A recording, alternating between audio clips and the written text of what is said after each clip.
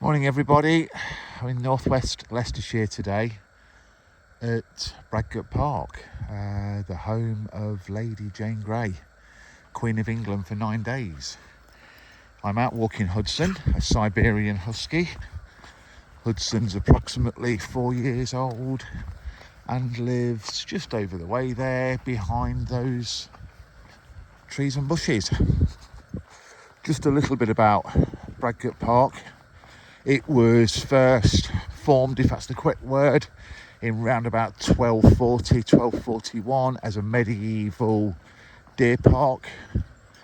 As I alluded to a moment ago, home of Lady Jane Grey, Queen of England for 9 days back in 1553. So it's a wonderful place. It's been a staple diet for the people of Leicestershire for, well, at least the past 100 years.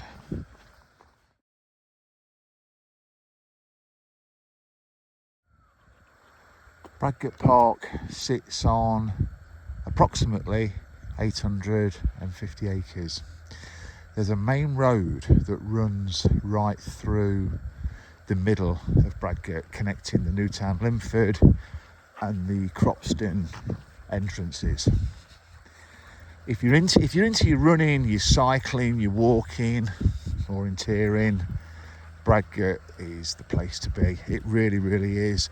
We were brought here as children in the 70s. At that age, didn't know a great deal about the history of Lady Jane Grey. We're just happy to be here. We used to come and bring the dog. There was 4 of us and my parents, so we used to come as a family clan outing. Many happy memories of Bradgate. It's only as I've aged I've looked into the history of the place, and it is absolutely steeped. As I say, the park sits on between 830 and 850 acres. The main road through the park, rightly or wrongly, is where most people do tend to gravitate towards. Saturdays and Sundays are incredibly busy here, so the main road through the park will become very, very busy. So again, I do warn you of that. Bank holidays, high times in the summer, exceptionally busy. There are other parts to Bradgate Park. There's the monument, and there is the Old John Tower. I'll come on to the Old John Tower in a while, but the Old John Tower was built for ladies of the day as a viewing access point to watch racing. Back in the 1400s, well-to-do ladies would sit in the tower and watch the gentlemen of the day riding round, and it was actually horse racing. I'm not even sure if it was classed as point to point, but it was certainly horse racing. But the main attraction here at Bradgate are the ruins of Lady Jane Grey. I know I keep coming back to Lady Jane Grey, but the history of her is absolutely steeped. Those of you that follow the Tudor period of history, Henry VIII, etc., will know all about the history of Lady Jane Grey. So I don't really want to touch on that too much, because that's not what the video is about. At a later stage, I may do a more in-depth video, but as you can see at this moment in time, Hudson is absolutely desperate for a drink, and it's also an opportunity for me to have a little paddle on this incredibly warm day. That good, Hoodie?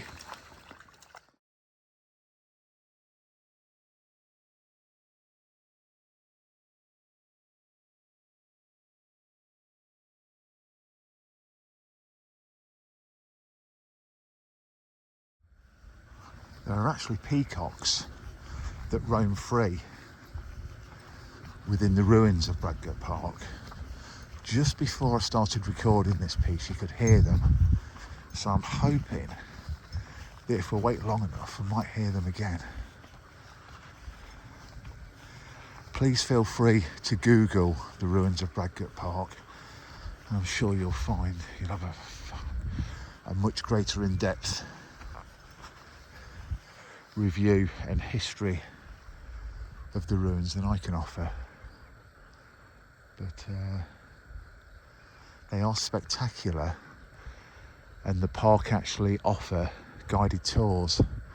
Again, generally spring to autumn, bank holidays and summer periods. But if you visit the Bradgate Park Trust website, full information is there when you can access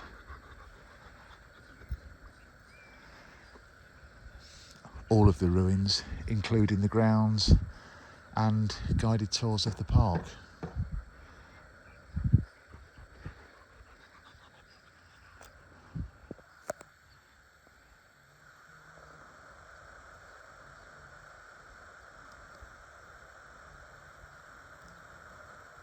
Old John Tower, again, just so as you can relate to what I was talking about earlier, built in I believe the late 12th, early 1300s for the ladies of the day to watch the men race. Again, I'm not sure if this was classed as an official point-to-point meeting, but it was certainly where the ladies used the viewing tower to watch horse racing. I do know that is very, very true. So just to give you an idea of the Old John Tower and the monument to the left.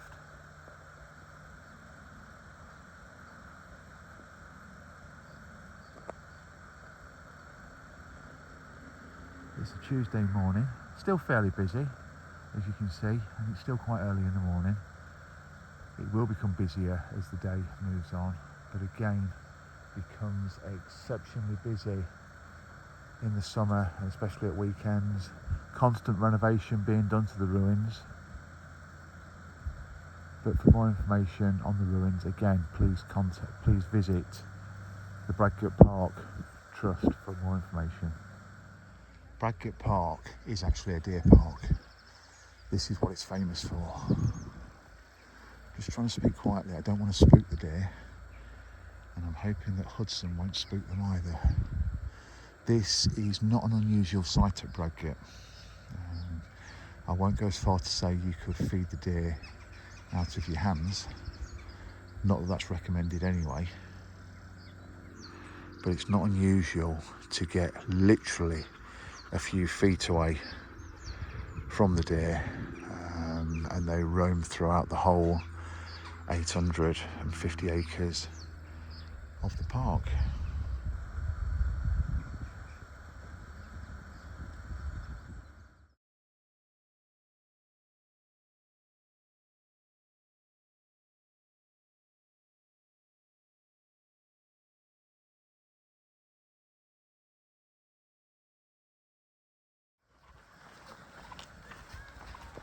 We're now heading towards the Newtown Linford entrance of Bradgate Park. This entrance is pretty much considered to be the main entrance. This is where all the local shops are, cafes, amenities. However, that said, there are 3 entrances. I will do a more in-depth video on Bradgate Park. I mean, I've literally just skimmed the surface with this. The 3 entrances are Newtown Linford, which we're heading towards now. If you walk all the way through this path, 3 miles or so, you get to what's called the Cropston entrance. And then over the back there, near the Old John Tower, is the Old John Hallgates entrance. But again, at some point, I will do a more in-depth video, because the few minutes that I've spent on this is literally just scratching the surface, but hopefully it gives you a bit of an idea of what to expect with the beautiful surroundings of Bradgate Park in North Leicestershire, located between Leicester city centre and Loughborough. Right, we're just coming to the end of this little video. We're now in the village of Newtown Linford, which is generally classed as being the main entrance to Bradgate Park, just to give you an idea of the facilities that are available. Car parking here for 300 to 400 cars. There are overflow car parks, which again in the summer are very used more often than not. Local amenities, toilets. This police box has been here, well, like I say, I've been using this. I've been coming to Bradgate Park since the mid-70s, late 70s, and that police box has been there for as long as I care to recall. Over the road there are 3 or 4 tea rooms. So again, at the weekend this becomes exceptionally busy. So just bear in mind that if you do want to use the tea rooms between the hours of 12 and 2 on a Saturday and Sunday, you may struggle to get a table. Regarding the parking, car parks come 11 and 12 o'clock on a Saturday and a Sunday are full. However, on Bradgate Road between Newtown Linford and Anstey, there is street parking, free for an hour. I think the car parking, they do an early bird for about £2 or it's £5 all day. I hope you found this little video interesting. Hudson and I have certainly enjoyed recording it. And just before I post off, I will do a more in-depth video on Bradgate Park. I want to go walking through the back to give you an idea of what the 850 acres of parkland includes. I also want to show the Old John and the Cropston entrances and do a close-up of the views at the top of Old John as well, because you can look right across Leicestershire at the top. Hope you've enjoyed it, and I shall catch up with you all soon. Say bye-bye, Hudson.